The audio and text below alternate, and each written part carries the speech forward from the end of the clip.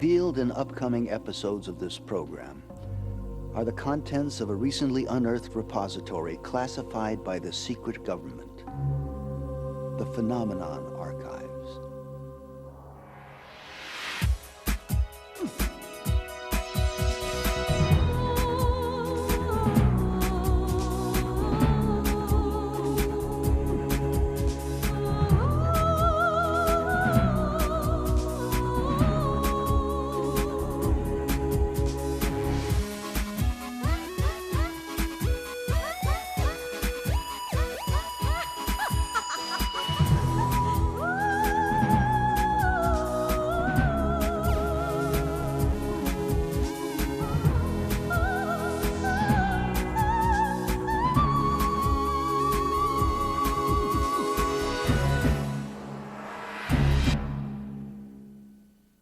Many of us would like to believe that the achievement of greatness is rewarded, if not monetarily, then certainly through the even eyes of history.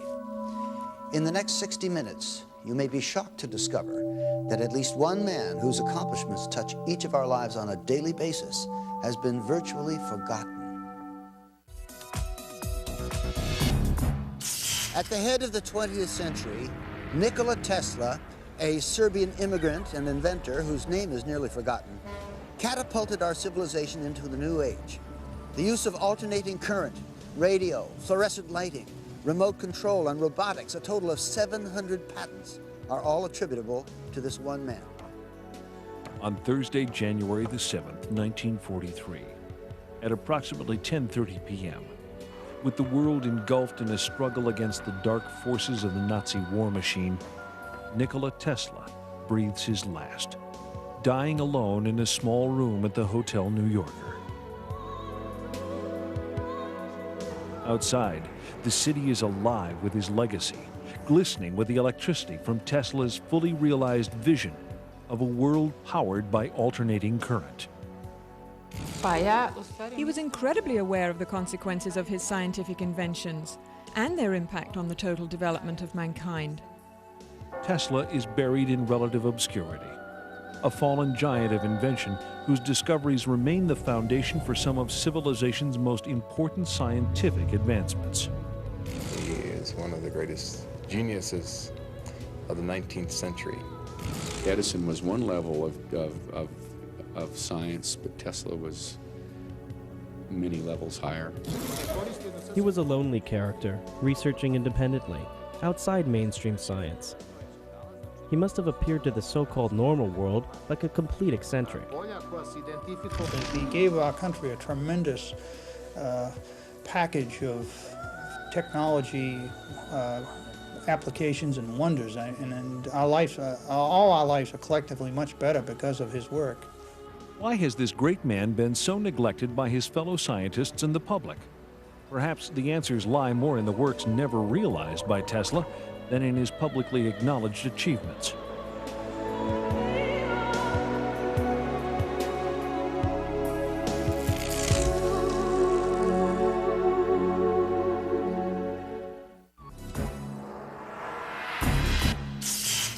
Legend has it that Nikola Tesla was born at the stroke of midnight in 1856 in the midst of a dazzling electrical storm. As a young man, his greatest aspiration was to harness the power of Niagara Falls. He achieved that dream, and in so doing, popularized alternating current. Now, already a half-century after his death, a mystery surrounds Tesla. His contributions, which were great and many, have descended into obscurity. Why? Nikola Tesla was a humanitarian, a U.S. patriot, and yes, an unbridled genius. Though he has most often been personified as the quintessential mad scientist, perhaps his only real misdeed was being born ahead of his time. Tesla, a Serb, grew up in a small village in Croatia, the son of a strict clergyman and a brilliant, inventive mother. With a photographic memory and the ability to learn 6 languages by the age of 18, Tesla soon assumes his path in life as a gifted inventor. He has an uncanny ability to visualize his inventions, to assemble, test, and disassemble them to exacting dimensions, all in his mind, either while awake or in his dreams. From the time he was an early child, Tesla had the capability to visualize something so intensely and so vividly that he simply couldn't tell the difference between that and a real object. In 1884, Nikola Tesla emigrates to the United States. Virtually penniless, he presents himself to Thomas Edison and is hired immediately. Okay, Tesla, consider yourself introduced. But when Tesla describes to Edison his intricate plans for alternating current and a polyphase motor system far more efficient than Edison's direct current system, Edison recognizes Tesla as a potentially dangerous competitor. You know, Edison just didn't want anybody to get ahead of him, even if he had a better system. And this is the way it is when you get aggressive people working. They will destroy each other. A prize is offered to anyone who can harness and transmit energy from Niagara Falls to Buffalo, New York. Edison does everything in his power to discredit alternating current and Tesla. Alternating current is a danger to human life. Start the generator.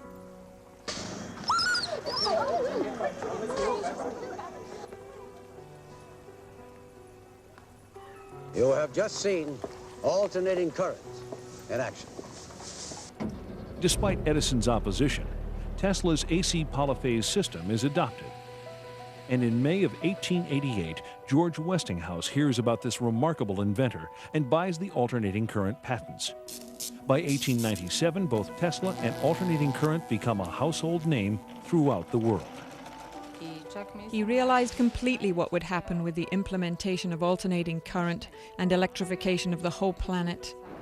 That it would bring tremendous change in human life, in information in general, even in the mental state of human beings.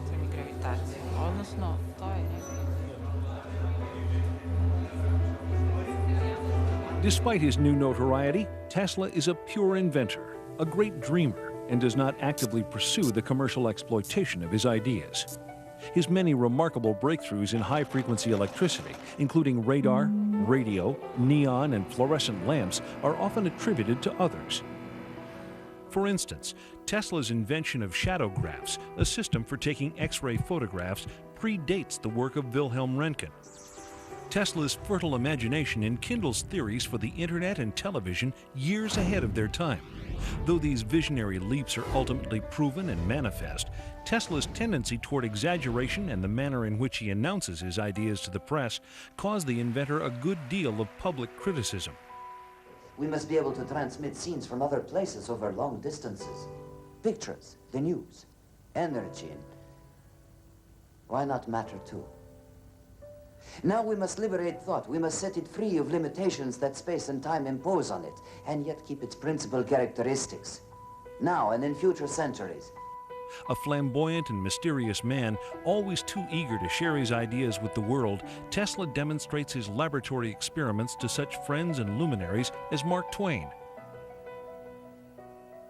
The man was socially capable of hobnobbing with the most elite people in the world at the time, Mark Twain, Westinghouse, J.P. Morgan, and from his acquaintances was able to finance some of the most spectacular experiments in history. As a publicity stunt, Tesla would sit in his laboratory while massive bolts of electricity danced about him. Without the use of wires, these airborne streamers would freely illuminate the lamps held in Tesla's hand. And Tesla was the first person to really show how to transmit wireless energy through the air to ignite electrical bulbs or electrical tubes. They were fluorescent tubes, which he had in the room. These tubes would respond to different frequencies. So if he produced one frequency, one group of bulbs would light, and if he produced another frequency, another group of bulbs would light. In 1898, while perfecting his patents for the invention of wireless radio transmission, Tesla's laboratory mysteriously burns to the ground. This fire destroys thousands of hours of work, setting the inventor back years and costing him personally over $1 million. Tesla is horrified by the extent of the damage, but his is a resilient spirit. For while the hardware lay in cinders, Tesla's remarkable mental abilities enabled him to begin the process of recreating his work. In 1899, Tesla moves to Colorado Springs to experiment with terrestrial and atmospheric waves. Out on the prairie, he pursues his passion for discovering sources of free energy, both above and below the surface of the Earth. While investigating a phenomenon known as the Schumann cavity, he develops his theories for tapping limitless sources of power that all people of the world may share. Surrounding the Earth, there's a cavity that resonates at about 8 cycles per second. And this cavity exists between the Earth we're standing on now and the bottom of the ionosphere, about a 60-kilometer gap. And this three-dimensional resonant cavity, in that cavity, you can transmit power, electromagnetic energy, at 8 hertz with almost no attenuation. The Schumann cavity is pumped or fueled at this time with megawatts of power from the lightning strokes that are occurring many times a second on a worldwide basis. It's rather like a child who's playing with a tetherball. Tesla was so creative, he envisioned using his power transmitter to spank the ball, put a great big ball of electricity, if, by analogy, a pulse of electricity in the ionosphere, and it would very weakly distribute itself all the way around the world. And when it came around the other side, just at the right moment, he would spank it again with another pulse of electricity, and he'd keep doing this until the accumulated energy was so great that it would be a resource to be pulled back out of the sky by a proper antenna. Tesla's idea was to be able to provide power equally to all people on Earth. At this time, there are 2 to 3 billion people on this planet that can't go home at night and turn on their lights. We can. The people that can are living in poverty. Tesla saw that there was a division between the have and the have-nots, and he was determined to make electrical power equally available to all people on this planet as a gift. Tesla develops the technology at Colorado Springs to produce astonishingly high voltages and currents. When the switch is thrown, ghostly sparks dance inside the lab, while on the copper ball atop the antenna, thick blue lightning crackles upward over 100 feet into the sky. Thunderclaps are heard over 15 miles away. It is one of the great inventor's crowning achievements, man-made lightning. At Colorado Springs, he had a 56 kilovolt ampere Westinghouse transformer that George Westinghouse gave to him, and it had various taps on it up to 55,000 volts.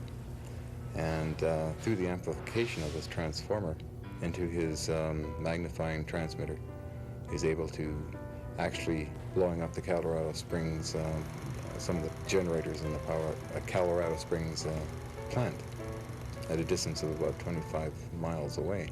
Originally, it was thought that he generated or used so much power from the utility company that it burned out a couple of their generators. Since then, there's been some conjecture that actually he was picking up more energy from the surrounding air at that high altitude, and it was feeding back into the generator, and you cannot feed electrical energy back into a generator, and that's what blew him out.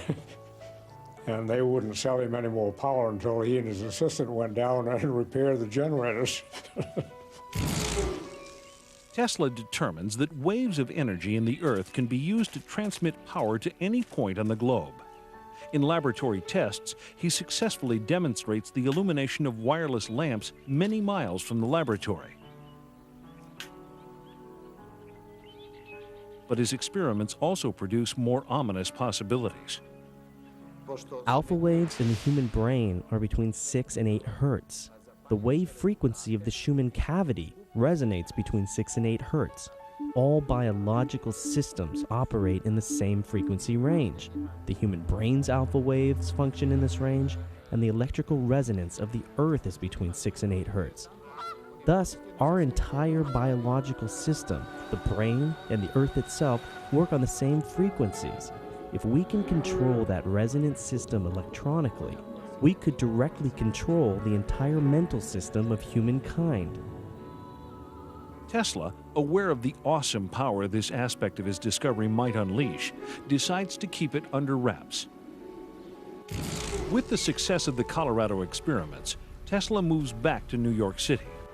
After courting several financial backers, he is introduced to J.P. Morgan, the infamous banker and international financier. Morgan is convinced by Tesla's promise that he can, quote, build a world broadcasting system that will earn millions. Inspired by the earlier works of genius attributed to Tesla, the business-savvy Morgan invests $150,000. Though he must concede 51% ownership in his radio patents to the fabulously wealthy industrialist, Tesla nevertheless proceeds with his construction of the legendary Wardenclyffe Tower in 1900. Wardenclyffe laboratories were built by Tesla to try to prove his dream, his radio transmission of power. First it started off, he told his backers it would be just voice communication, but his real dream was power. Soon thereafter, with Wardenclyffe in the midst of construction, Tesla receives a report that Guglielmo Marconi has successfully completed a trans-ocean radio transmission. Morgan threatens to pull out.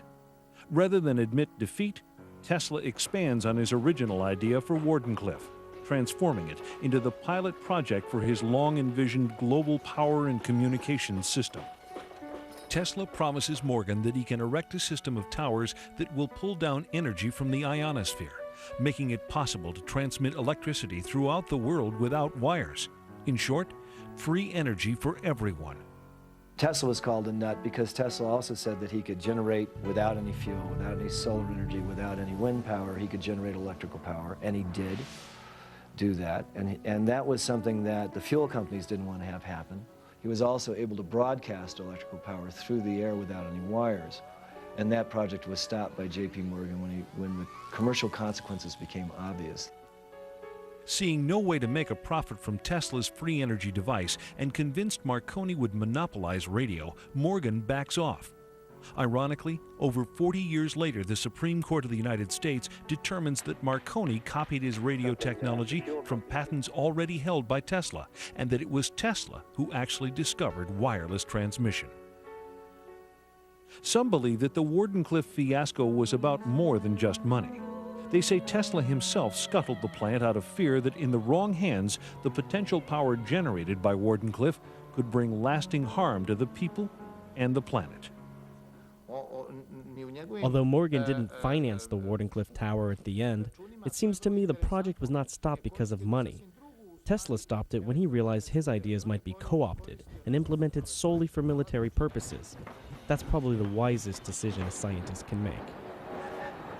And Tesla reveals for the first time in an article published in the New York Times that Wardenclyffe could also be used as a weapon to take down airplanes.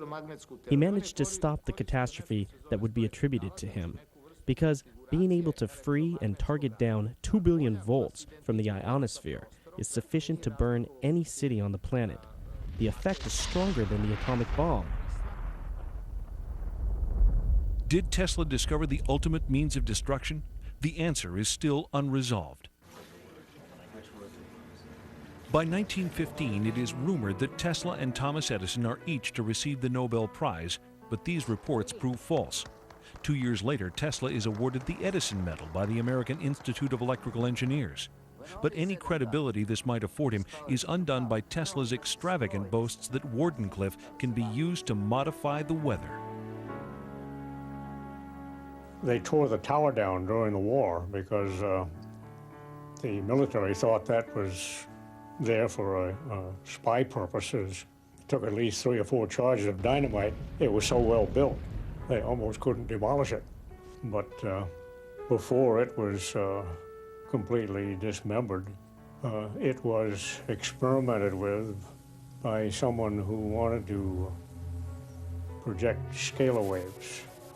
All the birds, seagulls, and everything else left the area. There wasn't one within 20 miles. And the fishermen normally go out there complain because there were no fish that they could catch within a radius of 10 or 15 miles while that station was operating. That's why you can get a manifestation of some animals acting strangely a day or hours before an earthquake. With his beloved tower in ruins, Tesla retreats into his laboratory and begins far more complex and dangerous experiments. On July 11, 1934, the New York Times reports that Nikola Tesla has developed a death ray, a particle beam weapon that can destroy 10,000 planes at a distance of 250 miles. Tesla claims that a plant for producing this device could be constructed in 3 months at a cost of $2 million. Aside from the devastating offensive capabilities, Tesla believes that if he can successfully build 12 of these towers, his is a weapon to end all wars. Tesla's famous death ray was a device which probably is very widely misunderstood and may have been one of the reasons why he didn't receive some of the respect by the scientific community that he may have well deserved. I think today a lot of people think of a death ray as a phaser or some esoteric type device you might see on a science fiction movie. It's a plane! It's Superman!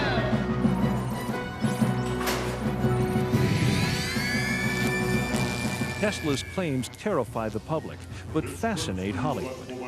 He is parodied in Superman cartoons as a mad scientist terrorizing New York with an electrothanasia death ray and an army of remote-controlled robots. Tesla's death ray was actually a particle beam weapon. A particle beam weapon which he had developed in the 30s. It was based on the principle of electrostatic acceleration of minute particles of charge, similar to work being done by the Department of Defense. The basic concept is that you take a particle, a micro projectile it's called, and through the use of high voltage, you accelerate it to great velocities. The velocity being very high, the particle doesn't have to be very big to do a lot of damage.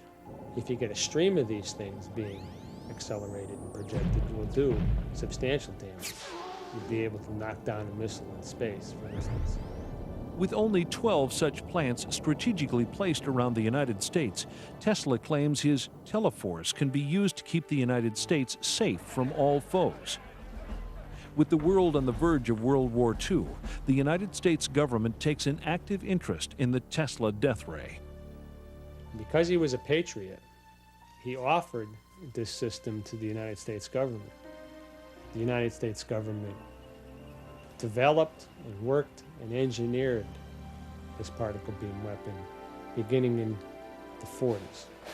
We don't know what the extent of the research was or where it went from there, but we do have declassified documents released under the Freedom of Information Act that demonstrate the U.S. government's extreme interest in Tesla's particle beam weapon.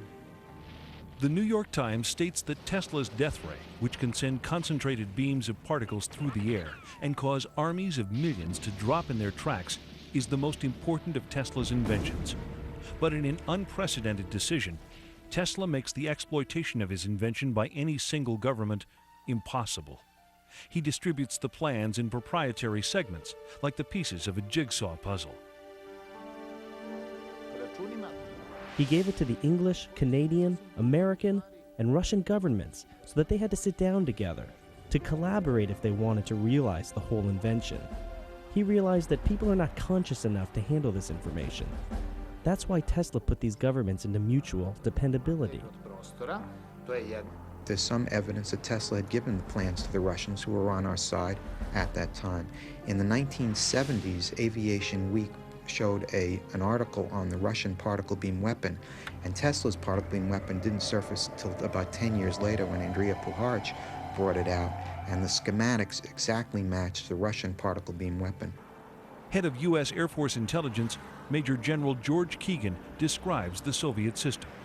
And what comes out of the end of this little magnetic tube are pulsed proton beams, 100 billion electron volts, each at energy levels at 10 to the 10 joules. That's just simply more energy than any man has ever conceived of in the United States. And then you have to bend that beam, and you have to burn it through the atmosphere, and you have to find an object to aim it at. Nikola Tesla sent a proposal to Russian scientists and engineers on May 16, 1935, concerning high voltage and the acceleration of charged particles. He received a list of follow-up questions from them in November of that year. Military scholars contend that the Soviets achieved a 100% Star Wars defense by 1968. We had learned through very sensitive sources that the Soviets in 1977 would test in space the most powerful laser in history, 10 times more powerful than any laser we have under development in the U.S. Finally, when I became Chief of Air Force Intelligence, my first act of office was to put out an order stating that this device and this development would be the #1 priority in Air Force intelligence. So we set up a meeting with 40 or 50 of the top nuclear scientists in the free world, from Edward Teller on down. And these scientists, for 6 years, under a $60 million secret project called Project Seesaw, had been trying to develop an electron beam to shoot down ICBMs, and they'd failed. And now, both in the White House and in the Department of Defense, there is an embarrassed silence as the technicians and scientists on both staffs, now having examined the massive body of research we did in the Air Force, suddenly realize that they may have misinformed the American public. Was President Ronald Reagan merely attempting to catch up with the Soviets in his development of the Strategic Defense Initiative? All we can do is make sure that technology becomes the ally and protector of peace, that we build better shields rather than sharper and more deadly swords. In so doing, maybe we can help to bring an end to the brutal legacy of modern warfare. As a result of America's delays in weaponry development, Tesla's discoveries are only now, nearly 100 years later, being adapted for both offensive and defensive purposes. The latest development? Space-based particle beam satellites. The paper which showed the technology to make the anti-war machine was eventually published in the proceedings of the International Tesla Society. So it's in the public domain now, how to do it. And what is uncanny is that when one knows today's Star Wars program and the beam weaponry that has been selected, it is almost identical to what was proposed by Tesla. At the time that I came across the documents, I took it to experts in the aerospace field and asked them to look at his technique for generating high voltages. At the time, the aerospace firm I was working with was working on particle beam technology, and they had a study group that was working on proposals to give to the government on directed energy weapons. I gave that proposal to the Advanced Projects Research Team and asked them to consider it. The only word that I ever got back from them was that they said it was interesting, and they would say no more. Tesla certainly spoke of a very large series of very powerful weapons. I think that's a reasonable thing, and let's approach it this way. Certainly I'm on record as saying the weapons exist and that several nations have weaponized them. We know that the Russians very early on were interested in things like free energy right out of the vacuum, and they were interested in weapons. What became of Tesla's weapon? It's never been heard from since. It may be something that's in a closet somewhere. It may be something that's used. It may be in orbit. We don't know. There is no question today that the Soviet Union has these weapons. And if what I put together is correct, and I'm absolutely convinced it is, 3 other nations of the world also developed those weapons and resoundingly checked the Soviet Union. The other 3 are friendly to the United States, not hostile. And I think that played one great part in the fall of the Soviet Empire. 3 other nations today are indeed working on what I call the Tesla weapons, or really scalar electromagnetic weapons. And these nations are not really friendly to the U.S. at all. So it's a much more dangerous world that has emerged. In an article published November 3rd, 1998, Bill Gertz of the Washington Times writes, "The Chinese Army is building laser weapons and already possesses particle beam weapons capable of damaging sensors on space-based reconnaissance and intelligence systems. If the People's Liberation Army has beam weapons, what about the U.S. military?" Under promise of anonymity, this Navy SEAL spoke about current capabilities. We do have particle beam weapons. I've used them. We did underwater tests off the coast of California. The capabilities are awesome. You can knock down a satellite, a ship, a plane, anything. In the global race for new technology, it appears that Tesla's death beam is not the only secret invention that supposedly disappears when he dies. On July 4th, 1976, the celebration of America's bicentennial, a strange new signal is monitored on ham radio frequencies. This high-pitched chattering is dubbed the woodpecker signal by the Central Intelligence Agency. They have no idea what it is, but they are able to triangulate its source to a Soviet transmitter in Latvia. The Soviets had experimented with creating artificial aurora. Not sure what their objective was, but I think it was probably designed to prove that you could project very low frequency energy over the horizon, over great distances, and cause certain effects. You can induce virtually any effect that a chemical can cause in a living system with an external, primarily extremely low frequency magnetic field. My personal feeling is that primarily I think it was designed to communicate with their submarines. On July 13, 1977, at 9:19 p.m., the woodpecker signal abruptly stops. A strange corona forms around Edison electric power generators servicing New York City, and the entire city is suddenly plunged into darkness, creating chaos and confusion. The blackout is similar in its effects to Tesla's Colorado Springs experiment that overloads and sets ablaze the local electrical power plant. Things started to brown out. We started seeing very strange things happen to New Yorkers who went berserk. It was literally absolutely dangerous to be there in New York City, and was a headache for police and who knows, all the security people around. Was it Tesla's secret that electricity could alter the mental state of human beings? If so, was that secret delivered into the wrong hands? And who is responsible for the Tesla-inspired program known as HARP, a government project some experts believe is the first stage of an entirely new phase in weapons technology? War or peace? Which does science serve best?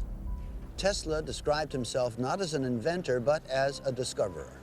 But with discovery comes responsibility. Tesla knew this when he developed HARP technology, and many think that his fear of what might happen if HARP fell into the wrong hands motivated him to keep his discovery under wraps. HARP exists because Tesla theorized back in the 30s that he would be able to stimulate the magnetic field of the Earth in such a way that he would actually be able to create a shield around the city. HARP is basically a design experiment in terms of atmospheric physics where a large array of antennas, it's not just one antenna, it's a very large array, it covers several acres, are broadcasting into the ionosphere of the planet a very, very complex series of waveforms. And these waveforms are designed to specifically couple in with the ionosphere, which is a resonant cavity. This concept involves heating up the ionosphere in a manner similar to a giant microwave oven. That a small input, like a pulse of a certain number of watts in, can create a large output, because whether accidentally or intentionally, it's possible to tap into this sea of energy around us. It surrounds us and goes through our bodies and is everywhere throughout space. HARP's original designer conceives it as a shield for missile defense that can fry the circuitry of incoming bombs. HARP was designed for a number of applications. It really was not set up as a weapon. If you read the patents, I was thinking of ways to use it defensively. He also claims that by superheating portions of the upper atmosphere, HARP can affect global weather patterns, a concept Tesla was ridiculed for nearly a century earlier.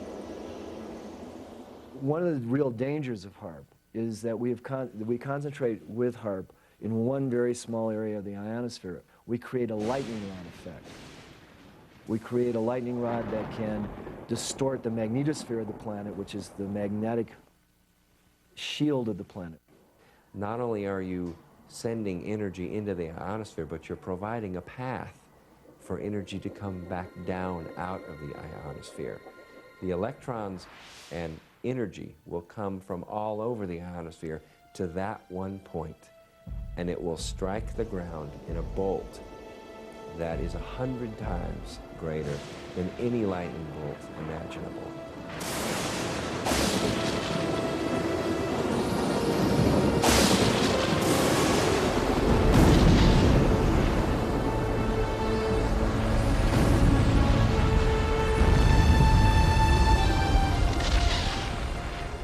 Kind of like 3 or 4 Mount St. Helens volcanoes going off each second. The true power of HAARP technology is not yet known, and there is no civilian monitoring agency.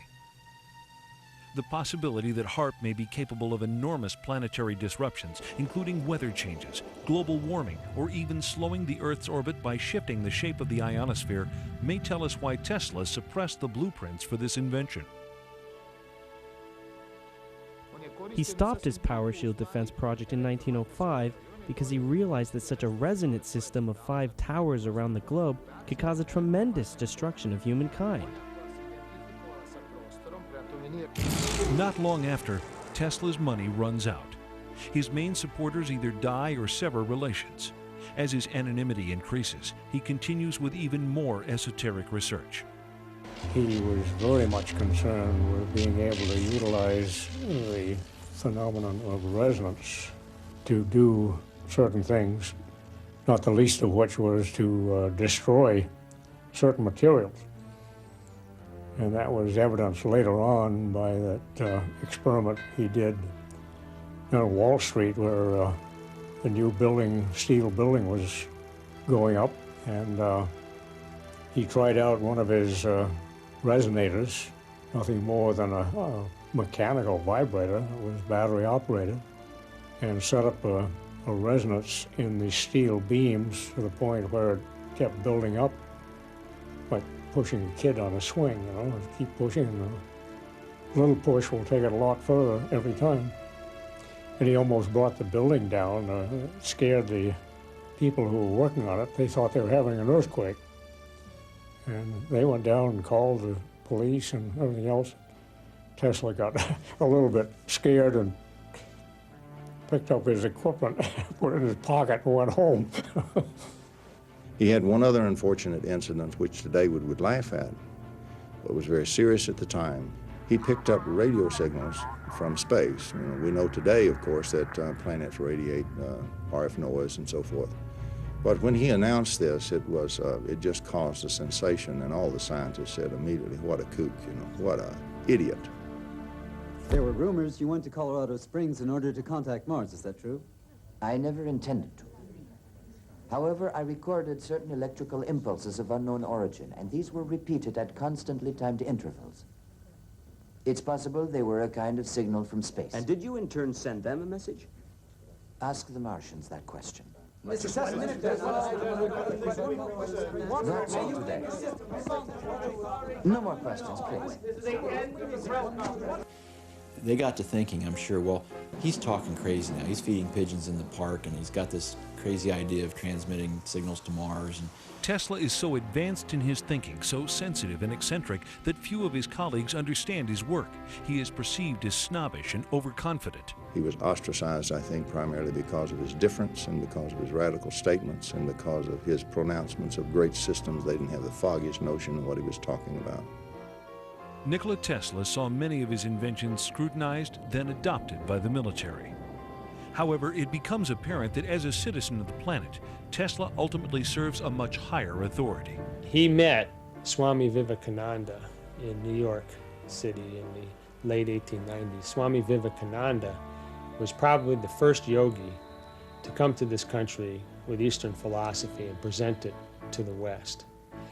It was at Swami Vivekananda's lectures that Tesla picked up the Sanskrit terminology, prana, akasha, and the concepts of the ether that led him to determine, or actually led him to a point where he could describe succinctly the physics of the universe, the physics of matter creation in this dimension. In many of his letters, he wrote that if he were to choose a religion, it would be Buddhism. All his stories about his journeys in other worlds, about dreams, about machines that operated in his imagination, were manifestations similar to the experience of the shamans. It was known that his solutions came during a dream. Tesla's view of the universe, his cosmology, if I might call it that, is based on viewing life from a spiritual point of view. And it was in the science of the ancient works of the Vedas where he found the spiritual terminology to describe what he saw manifest in the physical world. What leads Tesla to this spiritual awakening may never be known.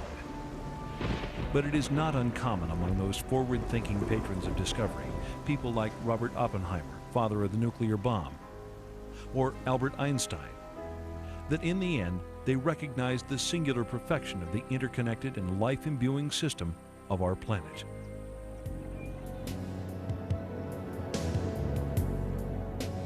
He was trying to understand what the basics of energy and resonance were.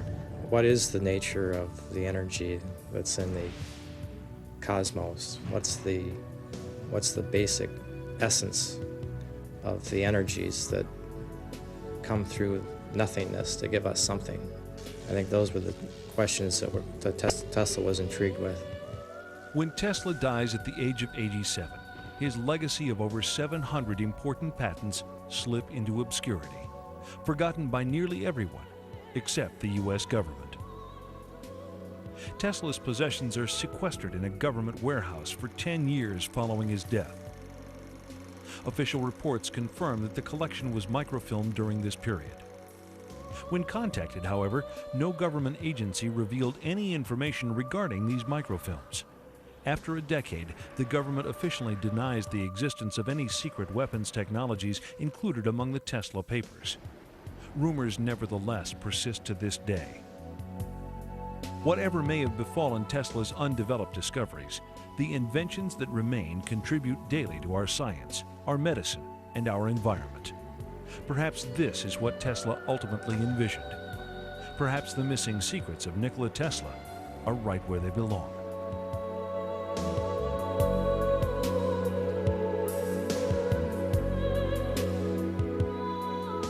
Tesla disagreed with scientists about some basic concepts of relativity theory and quantum mechanical theory, and he fell out of favor with the established scientists of the day. Tesla was very knowledgeable about quantum mechanics and Einstein's theory of relativity. Both were developed during his lifetime. And he suspected that sooner or later, quantum mechanics and relativity theorists would enter into a crisis. And that's why he used to say, "The present time is theirs, but the future is mine." Sir Albert Einstein also said that once there's a bunch of little theories all over the world, that it's a prelude to a major breakthrough in science and physics. I think that science today needs to take a new look at some of the theories of Tesla, because there is more to the universe than what we are looking at and what we are observing with our scientific instruments. We've reached a point in our conscious evolution of the species. We have the ability at our fingertips now to engineer and to manipulate space-time and gravity. We're on the threshold of a new technology.